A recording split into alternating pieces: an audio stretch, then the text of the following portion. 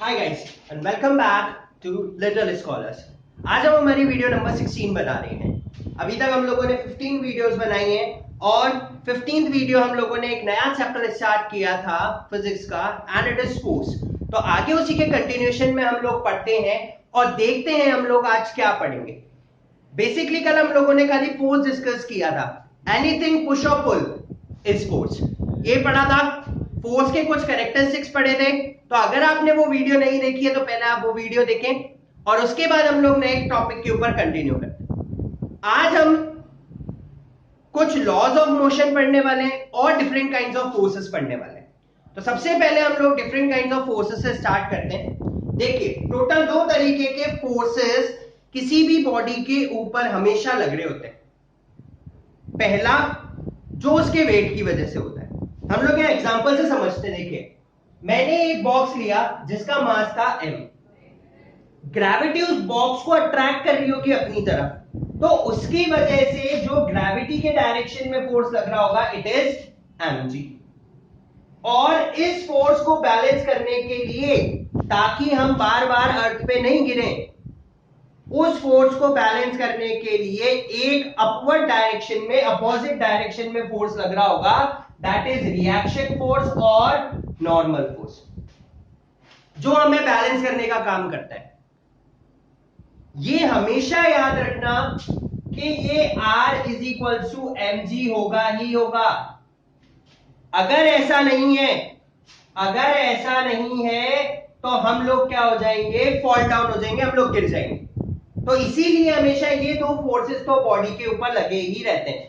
Either हम लोग move कर रहे हैं या रेस्ट पर हैं। रेस्ट पे हैं फिर भी हमें ग्रेविटी अट्रैक्ट कर रही है, तो उसको बैलेंस करने के लिए एक रिएक्शन फोर्स या एक नॉर्मल फोर्स हमेशा लगता है, और वो reaction force it is always equal to mg।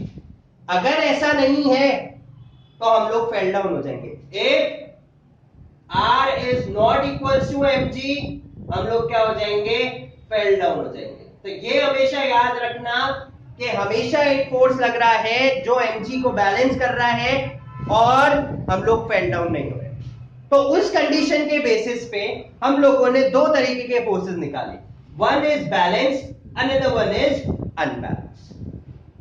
अब देखो, नाम से ही समझ में आ रहा है, बैलेंस्ड एंड अनबैलेंस। बैलेंस मतलब जो बिल्कुल बैलेंस हो, स्टेबल हो, दैट इज बैलेंस फोर्स। तो इसका मतलब एक बॉडी के ऊपर जितने नंबर ऑफ फोर्सेस लग रहे हैं उन सबका सम अगर जीरो होता है तो हम लोग क्या बोलेंगे, it is a condition of balance force. मतलब if the resultant of all the force acting on a body is zero और equal, the forces are called balance forces. ये सारे फोर्सेस क्या कहलाते हैं, बैलेंस फोर्सेस। देखिए एक एग्जांपल देखते हैं हम लोग। ये एक बॉडी है, वेट की वजह से डाउनवर्ड mg लग रहा है और उसको बैलेंस कर रहा है R। अगर ये दोनों इक्वल हैं तो बॉडी स्टेबल रहेगी। इक्वल और अपोजिट, R का साइन है ऊपर की तरफ, mg का साइन है नीचे की तरफ, तभी ये लोग क्या है, स्टेबल है। Equal and opposite, R is equal to mg। अब मान लीजिए मैं किसी बॉडी को यहां से कोई एक्सटर्नल फोर्स दे रहा हूं, ये एक्सटर्नल फोर्स लगाया।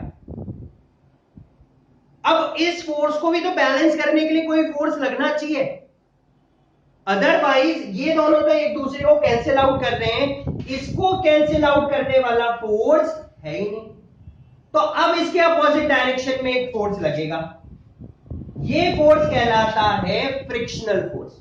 ये हम अभी आगे डिस्कस करेंगे फ्रिक्शनल फोर्स क्या है, बट फिलहाल के लिए इतना याद रखना है कि जिस डायरेक्शन में एक्सटर्नल फोर्स लगता है उसके अपोजिट डायरेक्शन में ही फ्रिक्शनल फोर्स लगता है। ये बॉडी को अपोज करता है स्टेट को चेंज करने से, वो चीज फ्रिक्शनल फोर्स है। ठीक है, तो अब अगर ये दोनों फोर्सेस भी इक्वल हो, यहां से लगने वाला प्लस यहां से लगने वाला, ये फोर्सेस भी क्या हो गए, इक्वल, तो बॉडी क्या कहलाएगी, बैलेंस्ड। नेट फोर्स जीरो हो गए, ऊपर लगने वाले ने नीचे को कैंसिल किया, इधर लगने वाले ने इसको कैंसिल किया, ओवरऑल जीरो हो गया। बॉडी जिस स्टेट में है एज इट इज उसी स्टेट में मूव करती रहेगी, उतनी ही स्पीड से मूव करेगी, उसके स्टेट में कोई चेंज जनरेट नहीं होगा और उसकी स्पीड में भी कोई जनरेट नहीं होगा, चेंज जनरेट नहीं होगा। तो ये तो कंडीशन हुई बैलेंस फोर्सेस, ठीक है। तो हमेशा दो फोर्स लग रहे हैं, ये ध्यान रखना है। एक एक्सटर्नल फोर्स लगाया तो उसके अपोजिट डायरेक्शन में फ्रिक्शनल फोर्स जरूर लगेगा। मतलब ये चार फोर्सेस तो हमें बांध के रखने हैं कि हमारे साथ चलते ही चलते हैं। अगर मैं मूव कर रहा हूं, देखिए मेरी बॉडी में वेट है, इसका मतलब mg लग रहा है, और मैं गिर भी नहीं रहा हूं, इसका मतलब उसको बैलेंस करने के लिए r लग रहा है। अब मैं मेरी बॉडी को धकेल रहा हूं, स्टेट चेंज कर रहा हूं, मतलब फोर्स लगा रहा हूं, एक्सटर्नल फोर्स अप्लाई किया, देखिए ये वाला, इसको बैलेंस करने के लिए इस डायरेक्शन में फ्रिक्शनल फोर्स लग रहा होगा, ठीक है। ये चीज कहलाती है बैलेंस कंडीशन। तो मैं कंटिन्यूअसली इस स्पीड से मूव करता रहूंगा, लेकिन अगर मैंने एक्सटर्नल फोर्स लगने का तेज कर दिया तो क्या होगा, ये फोर्स इसके अपोजिट हो जाएगा, इक्वल नहीं रहेगा और बॉडी को हम स्पीड अप आराम से कर सकते हैं। वो कंडीशन होगी अनबैलेंस फोर्सेस की, ठीक है, राइट। देखिए, in this equal and opposite forces are acting on a body. तो जितने भी फोर्स जितनी भी डायरेक्शन में लग रहे होंगे सब एक दूसरे के इक्वल और अपोजिट होंगे। Body does not change its state और कंटिन्यूअसली यूनिफॉर्मली मूव करती रहे। अब बात करते हैं अनबैलेंस।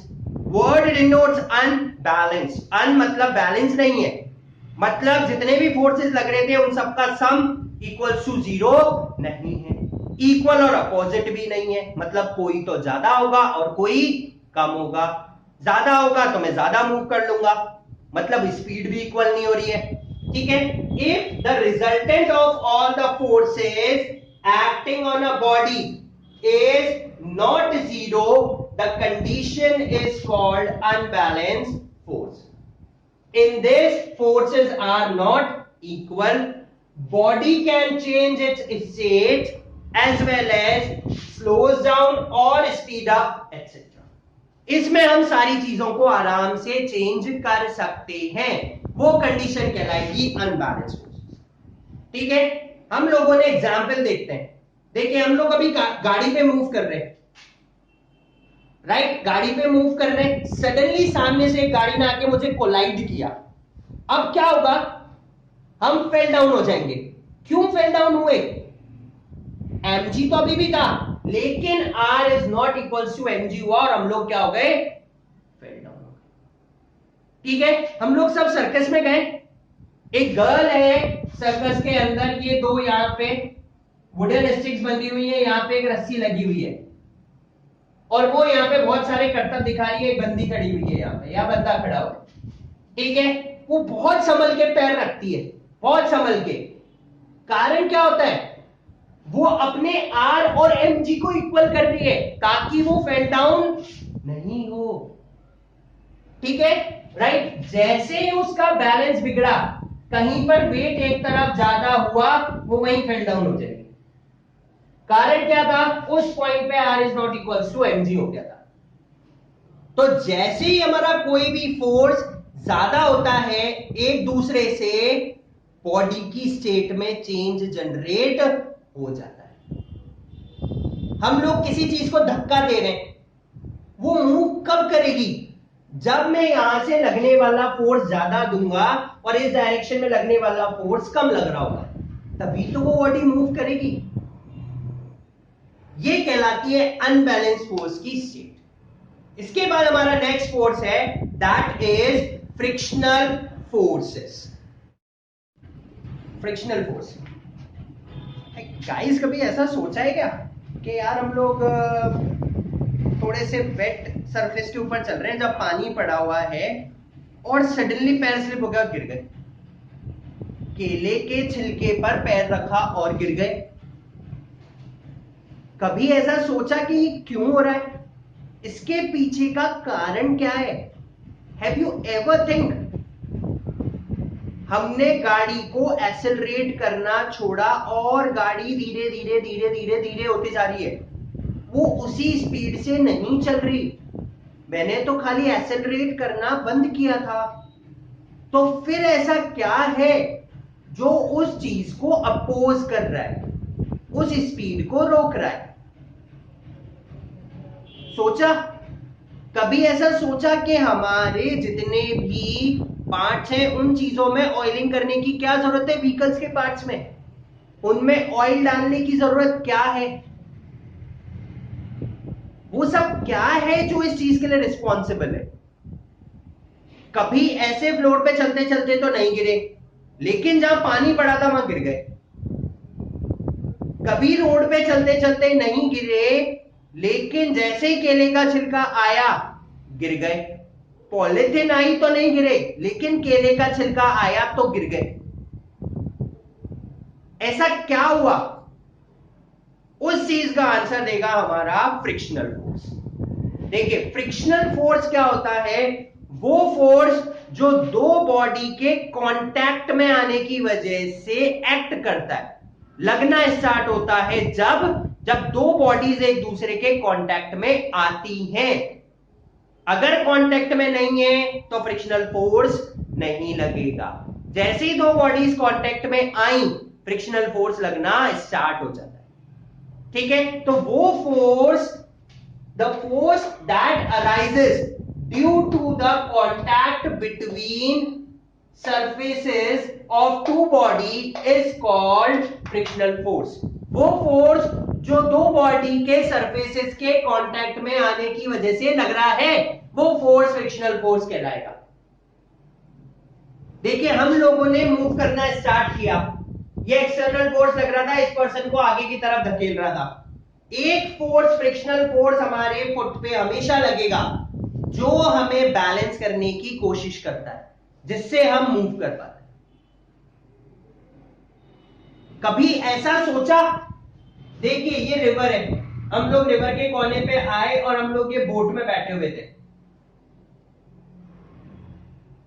ठीक है, ये कोना है, ये एक पर्सन है जो इसमें खड़ा हुआ है और ये इधर जाने की कोशिश कर रहा है, ये लैंड है। सडनली जैसे ही हम लोगों ने यहां पे पैर रखा, एक पैर हमारा आगे गया, हम इधर गए और ये बोट पीछे की तरफ मूव करे। क्या हुआ ऐसा? हम तो आगे गए थे, ये पर्सन तो आगे गया था, बोट पीछे क्यों गई? क्योंकि इसके ऊपर क्या लग रहा था? फ्रिक्शनल फोर्स लग रहा था, जिसके एक पैर ने इसको पीछे धकेला और ये पर्सन कहां गया? आगे की तरफ गया। ये चीज फ्रिक्शनल फोर्स कहलाती है। वो फोर्स जो हमेशा एक्सटर्नल फोर्स के अपोजिट डायरेक्शन में लगेगा। एक्सटर्नल फोर्स इस पर्सन के ऊपर बाहर की तरफ यहां लग रहा था, तो फ्रिक्शनल फोर्स ऑफ कोर्स यहां लगेगा। कभी ऐसा नोटिस किया है कि हम एक ऐसे स्लिपरी पेपर के ऊपर लिख रहे हैं और पेंसिल फिसल रही है बार बार? वहां पर फ्रिक्शन नहीं है, इसीलिए वो पेंसिल फिसल रही। तो इसका मतलब क्या हुआ कि फ्रिक्शनल फोर्स हमारा दोस्त है या दुश्मन है? इसका भी आंसर अभी हम लोग देते हैं। सबसे पहले हम लोगों ने डेफिनेशन देखी, it always acts in opposite to the direction of external force. हमेशा ये एक्सटर्नल फोर्स के अपोजिट डायरेक्शन में ही वर्क करेगा। ठीक है, एक और एग्जांपल, ये हमारे पास एक फ्रीज है या कोई भी वुडन ऑब्जेक्ट है जिसको मैं धक्का देने की कोशिश कर रहा हूं, बहुत देर से धक्का देने की कोशिश कर रहा हूं, मैं कंटिन्यूअसली इसके ऊपर एक्सटर्नल फोर्स लगा रहा था, ये नहीं खिसक रहा। क्यों नहीं खिसक रहा? देखिए, ये फ्लोर के कांटेक्ट में, इसका मतलब इसकी ये दोनों एक दूसरे के कांटेक्ट में, तो इसके ऊपर फ्रिक्शनल फोर्स भी क्या कर रहा होगा? लग रहा होगा। वो फ्रिक्शनल फोर्स कोशिश कर रहा है कि ये नहीं मूव करे, और जब तक फ्रिक्शनल फोर्स ज्यादा है एक्सटर्नल फोर्स से, तब तक ये बॉडी मूव नहीं करेगी। एक और पर्सन आया और उसने मेरे साथ फोर्स लगाना स्टार्ट किया, हम दोनों ने धक्का देना स्टार्ट किया, टोटल फोर्स ज्यादा हो गया और यहां पे फ्रिक्शनल फोर्स क्या पड़ गया, कम पड़ गया इन दोनों फोर्सेस के कंपैरिजन में। तो अब वो बॉडी मूव करना स्टार्ट कर दी। तो देखा हम लोगों ने फ्रिक्शनल फोर्स कंटिन्यू एक बॉडी पे लग रहा है, हमेशा लगता है, बट वो उसको कभी भी मूव करने नहीं देता। जैसे ही एक्सटर्नल फोर्स फ्रिक्शनल फोर्स से ज्यादा हुआ, बॉडी मूव करना स्टार्ट कर दी। ये फ्रिक्शनल फोर्स ही है जो हमें रोकता है मूव करने से। हम लोग चल रहे थे, देखिए जैसे ही दो सरफेसेस कांटेक्ट में आए, ये लैंड है, हम लोग इस पे मूव कर रहे हैं, जैसे हमारा फुट इसके कांटेक्ट में आएगा, इसकी इररेगुलरिटीज में फंसा और हम लोग इजीली क्या कर रहे हैं, उसको पीछे धकेल रहे हैं और हम लोग आगे मूव कर रहे हैं। अब देखते हैं वेट में ऐसा क्या हो जाता है, ब्लैक वेट फ्लोर के ऊपर, कि हम लोग मूव नहीं कर पाते और स्लिप हो जाते हैं। ठीक है, ये फ्लोर है और यहां पे पूरे पे पानी पड़ा हुआ है, एक पर्सन है वो यहां खड़ा हुआ था, जैसे वो वेट फ्लोर के कांटेक्ट में आया, अब उसका जो पैर है वो कहां पड़ेगा, पानी के ऊपर। देखिए फ्लोर के कांटेक्ट में नहीं आए हम अभी, हम खाली वाटर के कांटेक्ट में आए हैं, फ्रिक्शन लगना बंद हुआ और बॉडी स्लिप कर देगी। इसका मतलब फ्रिक्शन फोर्स लगना जरूरी है, अदरवाइज हम लोग मूव नहीं कर सकते। बहुत सिंपल सा एक और एग्जांपल, एक फ्रिक्शनलेस सरफेस के ऊपर हमारी एनर्जी कभी खत्म नहीं होगी। तो अगर मैं एक बॉडी को रोल करूं फ्रिक्शनलेस सरफेस के ऊपर, उसके ऊपर कोई अपोजिट फोर्स नहीं लग रहा, ये बॉल है, हमने इसको फेंका है और यहां पर कोई फ्रिक्शन फोर्स नहीं लग रहा है, कोई भी फोर्स इसको अपोज नहीं कर रहा है। जब कोई चीज हमें नहीं रोक रही, हम लोग जीत जाएंगे, हम लोग जितना चाहे उतना मूव कर सकते हैं। जब कोई हमें रोकने वाला नहीं है, कोई हमें बाउंड नहीं कर रहा, तो कोई इस बॉल को बाउंड नहीं कर रहा रोकने से, चलने से, तो ये कंटिन्यूअसली मूव करती रहेगी और कभी नहीं रुकेगी। लेकिन जैसे इसमें फ्रिक्शनल फोर्स लगना स्टार्ट हुआ, धीरे धीरे इस बॉल की स्पीड रिड्यूस होगी और ये यहां पर आके क्या हो जाएगी, रुक जाएगी। इसका मतलब फ्रिक्शनल फोर्स हेल्प करता है चलने के लिए, हेल्प करता है रुकने के लिए। अगर फ्रिक्शन फोर्स नहीं लग रहा हो तो हम लोग लिख नहीं सकते। जैसे ही लिखने की कोशिश करेंगे ये पेन स्लिप, जैसे ही लिखने की कोशिश करी पेन स्लिप। तो इसीलिए friction force is our friend, it is not our enemy.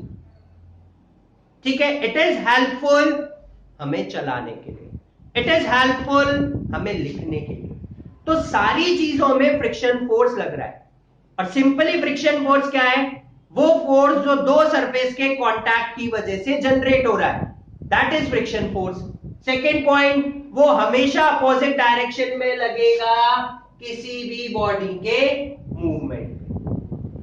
Third, on a frictionless surface body moves continuously forever, हमेशा चलती रहेगी अगर फ्रिक्शनलेस सरफेस हो तो। अब देखिए हमारे कोई मशीन के पार्ट्स हैं वो आवाज कर रहे हैं, हमने क्या करा, ऑयलिंग कर दी, ऑयलिंग करने से वो चिकने हो गए, जैसे वो एक दूसरे कांटेक्ट में आएंगे अब आवाज नहीं करेंगे। तो क्या हुआ, हम लोग फ्रिक्शन रिड्यूस भी कर सकते हैं ऑयलिंग करने से। तो कहीं पे फ्रिक्शन अच्छा है तो कहीं पे फ्रिक्शन बुरा भी है। तो ये हुआ हमारा फ्रिक्शनल फोर्स, ये सबसे इंपॉर्टेंट है फ्रिक्शनल फोर्स आगे के चैप्टर्स के लिए। तो गाइस आज हम लोगों ने तीन तरीके के फोर्सेस समझे हैं, that is balance forces, unbalance forces and the most important is frictional force, जिसके बिना मूवमेंट पॉसिबल नहीं है। चल रहे हो फ्रिक्शन फोर्स लग रहा है, रुक रहे हो फ्रिक्शन फोर्स लग रहा है, किसी चीज को धक्का दे रहे हो फ्रिक्शन फोर्स लग रहा है। एक जने ने गाड़ी को धक्का दिया, गाड़ी नहीं हिली क्योंकि उसने जो फोर्स लगाया और फ्रिक्शन फोर्स ज्यादा था। दो जने आए अभी भी नहीं हिली, तीन जने आए गाड़ी मूव करना स्टार्ट कर दी। क्यों? क्योंकि अब एक्सटर्नल फोर्स फ्रिक्शन फोर्स से ज्यादा हो गया था। तो जब एक्सटर्नल फोर्स फ्रिक्शन फोर्स से ज्यादा होगा तभी बॉडी मूव कर सकती है, अदरवाइज नहीं कर सकती। तो गाइस नेक्स्ट वीडियो के अंदर हम लोग हमारे लॉज ऑफ मोशन पढ़ेंगे, आज की वीडियोस में हम खाली 3 तरीके के फोर्सेस डिस्कस करें। नेक्स्ट वीडियोस हमारी लॉज ऑफ मोशन पे होगी। Guys keep on watching. आप लाइक कर सकते हैं, सब्सक्राइब कर सकते हैं और शेयर भी कर सकते हैं। Thank you.